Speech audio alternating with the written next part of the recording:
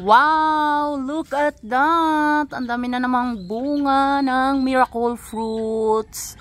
Hitik sa bunga. Ito yung miracle fruits. Naaabot ko na siya. Maano lang yung puno niya. Mababa. Ayan. PM. Ayan yung mga bunga ng miracle fruits. So, 50 pesos lamang ang isa. Kaya, PM is the key.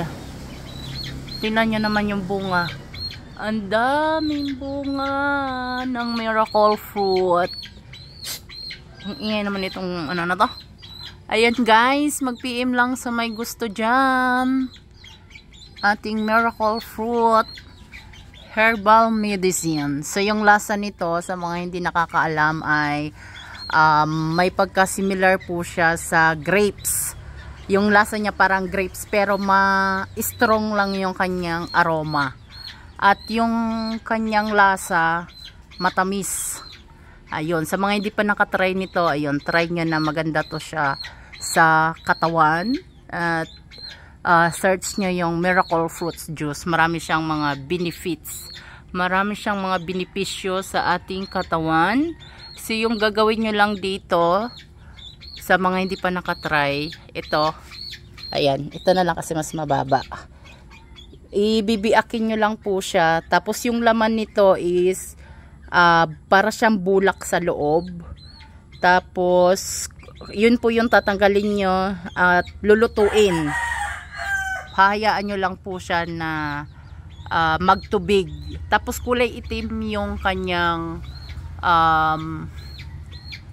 kulay. Pag nagtubig na siya, ayun, magiging kulay itim na siya. Tapos sasalain nyo po siya.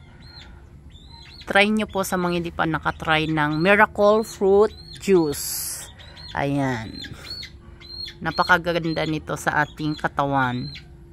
Sa mga may gusto dyan, PM.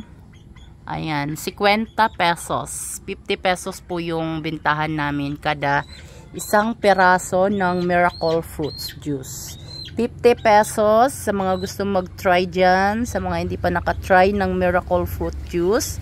Ayan, itry nyo na 50 pesos. Marami na po yun siya. Mga ilang baso na rin yun siya. Masarap siya pag linalagyan nyo ng yelo or palamigin nyo siya. Ayun, comment down below sa mga nakatry na nito para malaman nila yung taste, yung lasa ng miracle fruit juice. Hanggang dito na lang guys, everyone. Paki-share po ng ating videos para sa iba na naghahanap ng miracle fruit juice. Miracle fruit. Ito yung ating miracle fruit at ito naman yung ating miracle tree. Miracle tree